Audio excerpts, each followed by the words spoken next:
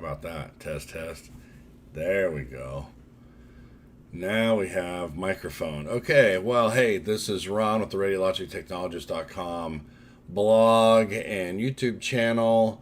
I am waiting for someone to show up here at the house, and they're running a little bit late, I guess. So while we're waiting, I thought I would answer some questions real quick that are on everywhere, my phone, my email, the YouTube channel. I just finished giving a 60-minute lecture at MTMI on service contract negotiations and equipment management for radiology. I encourage you to go check out MTMI for your CEUs if you're looking for some. They've got some good stuff there. Let me just pop into my Messenger app, because for some reason that is where I get a lot of questions. I mean, I get them everywhere, so it doesn't really matter where they come from. Pop over there, switch account, go to the Radiologic Technologist. All right, so me and Ed have been talking back and forth on here about different things. He's a high school graduate, wants to make as much money as he can. He's shooting for six-figure income, which is totally possible as a tech. I did it for years and years. You have to kind of know your way around to make six figures as a tech, but it can certainly be done, especially depending on what market you're in. If you're in a California market, Florida market, something like that, where the rate of pay is a bit higher than, say, Illinois or somewhere where it's lower, you have a little bit more of a struggle. But the topic today is going to be how to make as much money as you can in radiology as a technologist. And the first thing I did with Ed was to direct him to my starter video here. Career in radiography. This is a 17-minute video, horrible audio. Something was wrong with my lavalier mic. But I go over all the different modalities and being on call. And see, there's a lot of ways to make money in radiology besides just your standard base pay, your hourly pay. There's being on call and getting called back in when you're not at work to help out and things like that. So the first thing I do to anybody talking about how much money can I make is I refer back to this video, 5 reasons to choose a career in radiology. And then Ed says, so would I have the best chance of hitting the six-figure mark cross-training into IR or nuclear medicine? And I said, I hit six figures with X-ray, CT, and ultrasound combined. More money comes in when you start taking call. And I have videos on taking call as well, but basically, so let's just say you're working Monday through Friday, 8 to 5. You've got a standard schedule. At night, they employ a lot less staff.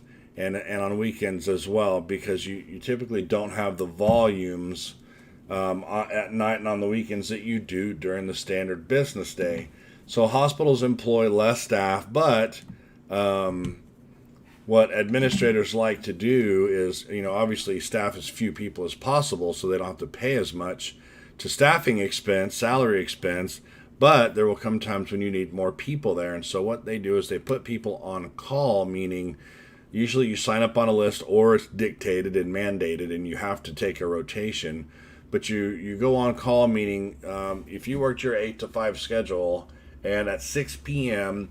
a multi-car accident piles up and a whole bunch of patients come in and they need more help in the radiology department, they will call you to come back into the department to help out.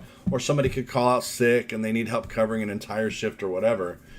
But being on call obviously means you can't necessarily go do whatever you want. You can't drive out of town. You can't have any alcohol. You can't do anything that would impair you or make it to where you can't do your job.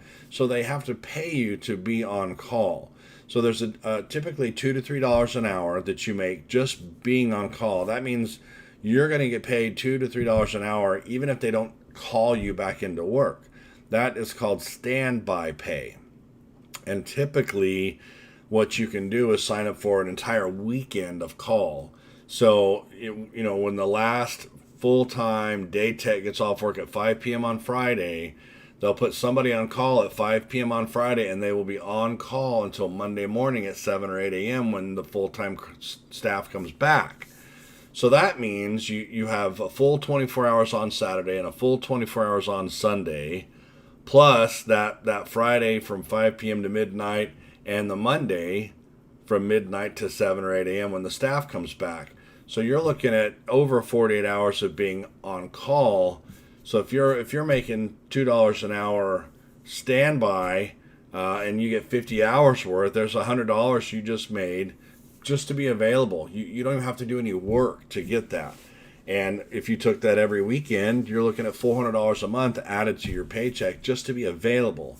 But that's the minimum amount. Now, when you get called back in, when they actually call you and say, hey, Ron, or Ed, we had somebody call off, we need you to come in and cover a schedule, an entire shift, then you're going to get called in. Or let's just say they even call and say, hey, we're backed up. We need you to come in and help us get caught up, and then you can go back home. Or they can call and say, hey, we've got 2 cases going in the OR. We've only got one person that can handle one case. We need you in the other case. So you know you're only going to be there for a set period of time. Then you get paid a different amount, which is called callback pay. And callback pay, 99% of the time, is time and a half of your base pay. So if you're making $20 an hour as an x-ray tech and you get called back in to do an OR case or whatever, time and a half would then be $30 an hour. It's your base of 20 plus half of that, which is 10, added together. That's $30 an hour. So you're going to get paid $30 an hour to come back in and help out. But wait, there's more, right? Like they used to say on the infomercials. But wait, there's more. Very rarely do you ever get called in for 1 hour. So they pay you a minimum of 2 hours when you get called back in. So if you're making $30 an hour to get called back in, you're going to get paid for 2 hours minimum. So you're going to make $60 to get called back in minimum to help out. And they will deduct the $2 an hour of standby pay for that hour or for those 2 hours. But the beauty, I mean, there's several benefits. One is you're making $30 an hour instead of 20. The other is if you come in and you get everybody caught up within an hour and a half or an hour and 10 minutes or whatever, and you leave, you still get that 2 hours minimum. Now, if you stay past the 2 hours, then the clock keeps running, but you get a minimum of 2 hours. So when I did callbacks in ultrasound, say I got called in at 2 in the morning to do a gallbladder, which was very common, I could get gallbladders done in about 30 minutes in and out. So I would get paid that minimum 2 hour callback pay for 30 minutes worth of work. And it was a beautiful thing. You can get a lot of studies that way. But what we're talking about here is how you get to a 6-figure income in radiology. And that is to, I always say, and I started to talk to Ed here about it, work 12-hour shifts if you can, because if you work 3 12s in a row, then you get the rest of the week off, right? So let's say you get Monday, Tuesday, Wednesday, 7A to 7P. Then you're off Thursday, Friday, Saturday, Sunday, right? You're off 4 days a week and you only work 3. So you actually have more time to enjoy life than what you spend at work, when typically we spend more of our life at work than anywhere else. Like in a Monday through Friday, 8 to 5, you're at work more than you're at home. So if you work 3 12s, not only are you getting your full-time employment, because 36 hours counts as full-time, anything above 32 hours is full-time. So you get full-time benefits and all that stuff. Take your 3 12s and then take call the rest of the time if you want to. You could literally take call the whole rest of the time if it's available, and really start racking up your callback. Or those 4 days off, go get another job somewhere else being a tech and work somewhere else making 20, 30 bucks an hour, whatever it is. The year that I made the most, it was all the way back in 2010. I worked 3 12s, and then my hospital opened another hospital, and they needed my help opening that one. So I would do my 3 12s at one hospital and then go do another 3 12s at the other hospital. And that second 3 12s were all overtime. And so for about 10 months is all I could stand of working 6 days a week. And I opted out of call at that point because all I was doing was working and sleeping and working and sleeping.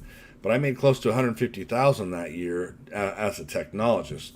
Now, I was certified in X-ray and CT, and I was doing ultrasounds at the time as well. So I think my rate of pay was around $33 an hour. So callback pay was up there. I think it was over $50 an hour. So a callback at 2 hours was $100. So every time a callback as an ultrasound tech is $100 a pop.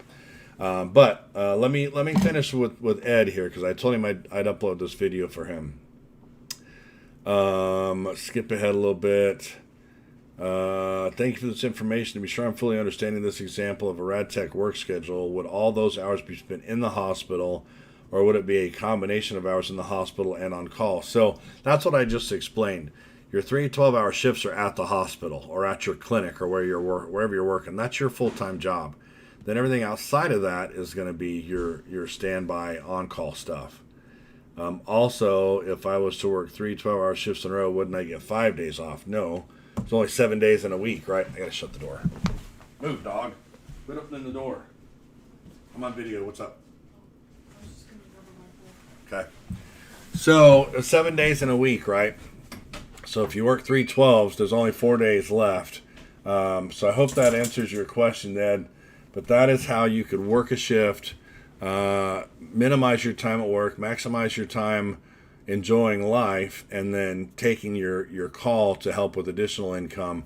You can actually, if you're good enough, you can take call at multiple locations at the same time. I had worked for a system that had several hospitals in the area. It was in the Phoenix metropolitan area. What? Did you drink the last one?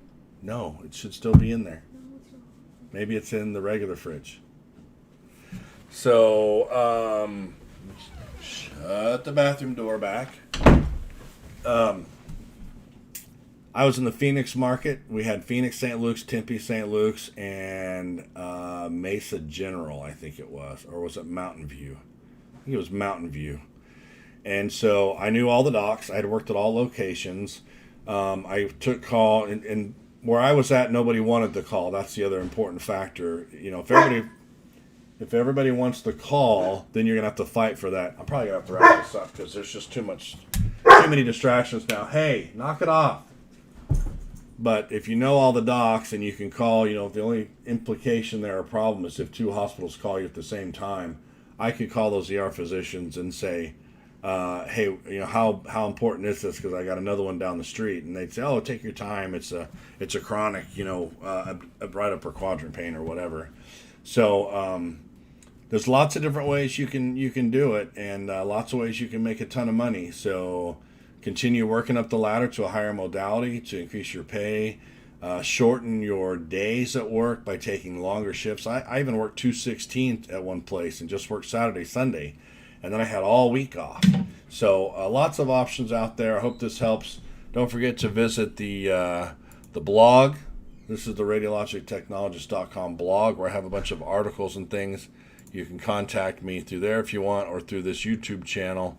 And keep your questions coming. I'll answer some more. I think my person's here, so I'll answer more questions later today when I get the dog to stop barking. And thanks for coming by.